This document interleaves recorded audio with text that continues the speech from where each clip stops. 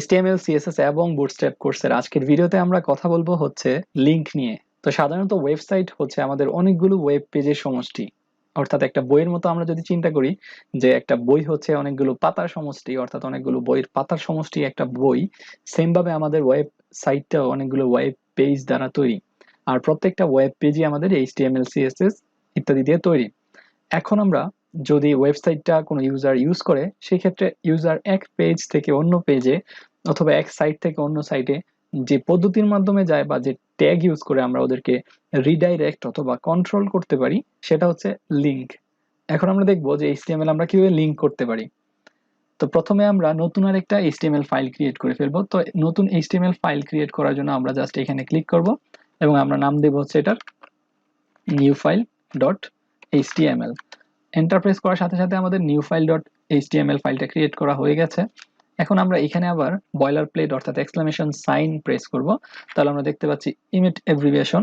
Enter press করার সাথে সাথে সে আমাদের জন্য একটা বয়লার প্লেট এইচটিএমএল প্রিন্ট করে ফেলবে। তো এখন আমরা এখানে লিখব টেক্সট। তো আমরা এই বডি ট্যাগের ভিতরে আমরা একটা প্যারাগ্রাফ লিখব এবং আমরা এখানে লিখব হচ্ছে যে দিস ইজ সেকেন্ড পেজ, অর্থাৎ এটা আমাদের দ্বিতীয় পেজ। Control S. তাহলে আমাদের নিউ ফাইল ডট এইচটিএমএলটা কিন্তু নতুন একটা এইচটিএমএল ফাইল ক্রিয়েট করা হয়ে গেল। আমরা আগের পর্বে দেখেছিলাম স্টাইল ডট সিএসএস ক্রিয়েট করা। তো এখানে আমরা নতুন আরেকটা এইচটিএমএল ফাইল ক্রিয়েট করলাম, যেটা আমাদের এই প্যানেলে শো করতেছে। এখন একটা কাজ করব, আমরা আমাদের ইনডেক্স ডট এইচটিএমএল আমরা দেখব কিভাবে আমরা সেই পেজটার মধ্যে যেতে পারি। তো লিংক করার জন্য আমরা যে ট্যাগটা ইউজ করি সেটা হচ্ছে অ্যাঙ্কর ট্যাগ। তো অ্যাঙ্কর ট্যাগ এ দিয়ে শুরু হয়, অর্থাৎ এ ট্যাগ বা অ্যাঙ্কর ট্যাগ আমরা যেটাই বলি। তো এ লিখে আমরা যদি এন্টার প্রেস করি, তাহলে ভিজুয়াল স্টুডিও কোড আমাদের জন্য এমন একটা এলিমেন্ট তৈরি করে দেবে। তো আমরা যদি এটা একটু খেয়াল করি, সেখানে সে এ ট্যাগটা আছে এবং এখানে এ ট্যাগের ক্লোজ ট্যাগটা আছে। এখানে অ্যাট্রিবিউট হিসেবে আছে HREF। এর মানে হচ্ছে হাইপার রেফারেন্স, অর্থাৎ HTML সেটাকে রেফারেন্স করবে।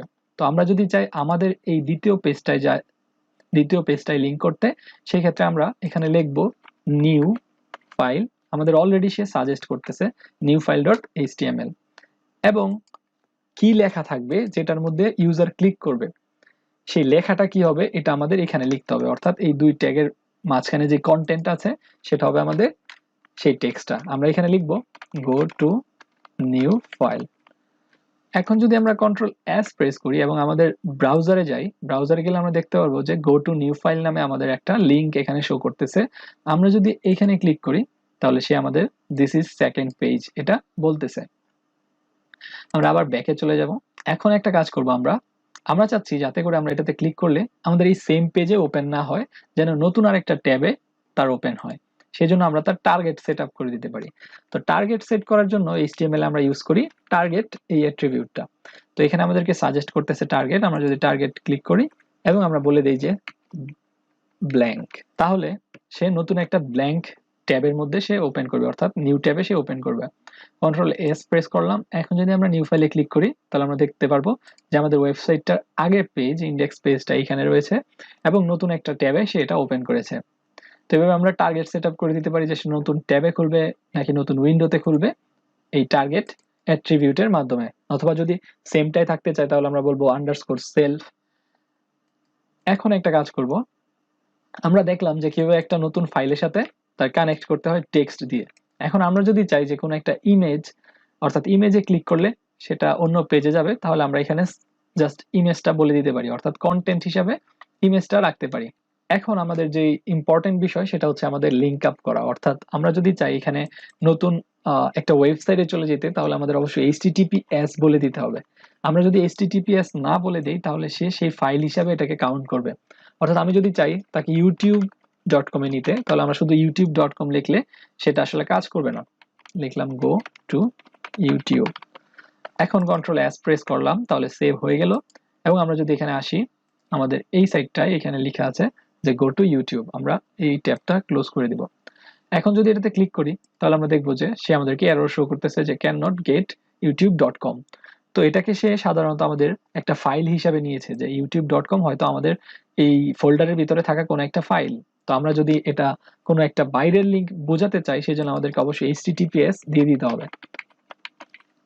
তাহলে আমাদের ওয়েবসাইটটা বুঝবে যে এটা আসলে একটা বাইরের লিঙ্ক এবং সেটাকে হাইপার রেফারেন্স করবে। এখন যদি আমরা যাই, এটা ক্লোজ করে দেই এবং এখানে আসি এবং প্রেস করি, তাহলে আমরা দেখতে পারবো যে সে youtube.com এ চলে এসেছে। তো এইভাবে আমরা আমাদের ওয়েবসাইটের মধ্যে এক্সটার্নাল লিঙ্ক সেট আপ করতে পারি। এখন আমরা দেখব যে লিঙ্ক সেটআপের ক্ষেত্রে আমাদের যে জিনিসটা অবশ্যই খেয়াল রাখতে হবে সেটা হচ্ছে, আমরা যদি কোনো একটা ফাইল আমাদের সেম ফোল্ডারের ভিতর থাকে তাহলে শুধু ওই ফোল্ডারের নামটা বললেই সেটার সাথে লিঙ্ক হয়ে যাবে। কিন্তু আমরা যদি চাই যে না, আমরা আরেকটা ফোল্ডার নিচে যেতে চাই, অর্থাৎ অন্য একটা ফোল্ডারের ভিতর যেতে চাই, সেজন্য আমরা এখানে একটা ফোল্ডার ক্রিয়েট করব। আমরা ফোল্ডারের নাম দেব হচ্ছে ইনক্লুড। এটা হচ্ছে আমাদের নতুন একটা ফোল্ডার ইনক্লুড, কিন্তু ইনক্লুডের ভিতর এখন কোনো কিছুই নেই। আমরা এটাতে ক্লিক করব এবং নিউ ফাইল। আমরা ইনক্লুড ফোল্ডারের ভিতর আমরা লিখব যে থার্ড ফাইল ডট এইচটিএমএল। এখন আমরা যদি একটু খেয়াল করি, আমাদের index.html এ যদি আমরা লিঙ্ক আপ করতে চাই আমাদের এই থার্ড ডট এইচটিএমএল, তাহলে একটা সমস্যা হবে।